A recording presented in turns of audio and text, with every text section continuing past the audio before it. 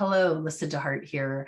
Thank you, number one, for being here. And number two, thank you for those of you who have taken the 3-question survey to give your input about the things that you're really interested in. And this particular series really is looking at what is this evolution from ACC to PCC to MCC. In our last video, we talked about agreement setting and partnership. In this next series or next video in the series, I really want to take a look at the thing that came up at the end, which is our biases and how those start to impact how we are engaging with our clients, as well as what we're listening for and how that can impact the conversation. So I want to just start this with looking at how human beings make meaning. And this happens to all of us, right? So something's happening outside of us, it comes in, and we run the experience through multiple filters. And those filters include things like our past experiences, our expectations, our desires and wants, our hopes, our dreams, our preferences, our biases and beliefs, the values that we hold, and even the systems in which we operate. And so one of the things that then happens is, after running through this series of filters, it kind of spits out at the top of this little diagram how our predictive brain then starts to make meaning. And our brain is predictive, and so it predicts based on this need to survive. It's always going to err on the side of survival. And so we're going to have a sense of ourself based on our experience. So if we're having a conversation with somebody and that person says to us, "I don't like you very much," it's going to go through all of our experiences and filters and say, "I don't feel very good about myself," or "I don't feel very good about that person," right? So we're going to make a sense of ourself really quickly. And it's going to land on a threat to safety spectrum. And on that spectrum, somebody says they don't like you, it's probably going to lean more towards the threat. Now, the threat isn't necessarily like an actual tiger in the tall grass. The threat is a perception threat. They perceive me in a way, I don't feel good about that perception, and it's going to lead to an emotional state. So depending on all of our filters and how we grew up and how our brain was tuned and pruned by experiences, we're going to have an emotional response to that. Somebody might have their feelings get hurt, somebody else might not care at all, and somebody else might get angry, right? Like 3 different responses to this same information coming in. And then as a result of that, we're going to have a physical response. If we feel hurt, we're going to, feel it in our body. Our heart's going to hurt. Our bodies, we may shut down. We may not, we may feel shamed. There's a lot of emotional states that might come out of that, and how we're going to then physically respond to that. Or if we get angry, our heart's going to elevate and we're going to be ready to go, "I don't like you either," right? And so what we say, think, and do is going to come out of this sort of process that we just walked through.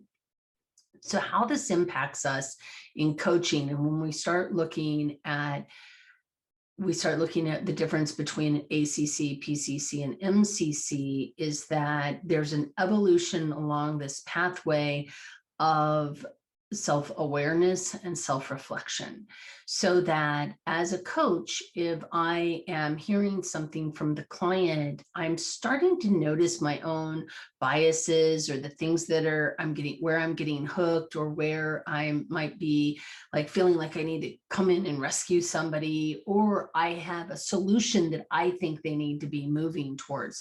All of these things are based on my experience and the meaning that I am making as the coach. The more experience you have in working with people, and the more you're working towards your MCC developmental behaviors, the more you're working on letting go of these things, of really trying to be with your client where they are and allow them to make the meaning versus making the meaning for them. So I'll give you an example of this.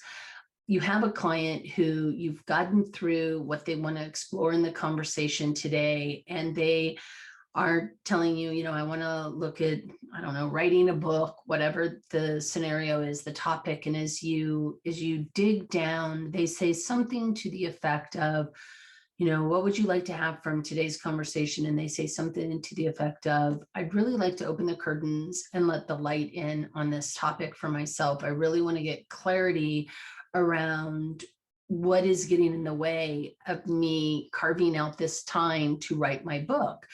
And the coach says, so what would letting the light in do for you by the end of our conversation? And this is drawn from an actual conversation I heard. The client says something like, you know, it's like enlightenment. I would be really seeing it better. I could see it much better, and with much more clarity, I would have this sense of enlightenment. And at this moment, there are places where the coach could get hooked. Enlightenment sounds like a really big word to some people. I remember a coach who used to say on a very regular basis, that's a really powerful belief every time anybody said anything. And I get where it came from. Like there's this sense of that is enlightenment maybe is a really big word, but as a coach, when the coach comes back and says, that's a big word, what it does is it triggers the coach's bias. There's a bias around what enlightenment means. For one person, it may mean, you know, Buddha sitting under a tree on a lotus blossom, and that's this idea of enlightenment. And for another person, given the context of the conversation that they're having, it might mean something incredibly different. But here's the deal.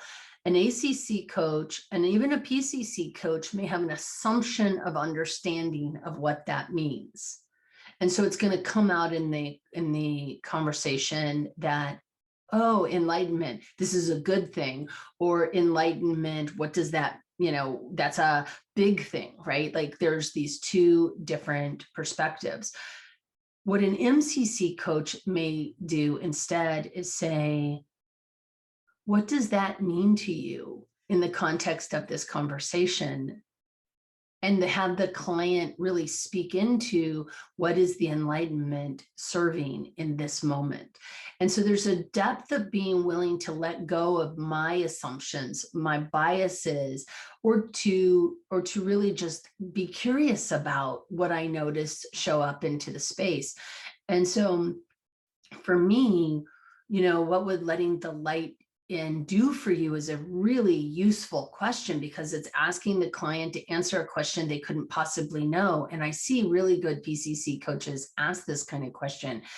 So then when the client says, I could see better, it would be like enlightenment. As an MCC coach, and what would that give you by the end of our conversation if we're moving towards this enlightenment, right? We have a sense of what does enlightenment mean? And then a follow-up question, like what would be different for you as a result of this enlightenment? In coaching, we're always leading the client somewhere. We can't ask a question without leading the client somewhere. And so from my perspective, one of the things we're doing at an MCC level is we're leading the client back inside towards self-awareness. What do things mean? How are they making meaning? I'm taking the fact that I may be making my own meaning, noticing that and setting it to the side, unless I'm using it to inform my curiosity.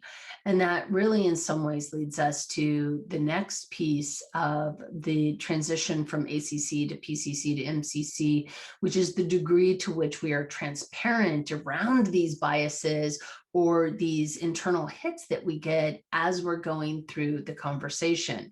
And I'll talk about that in the next video.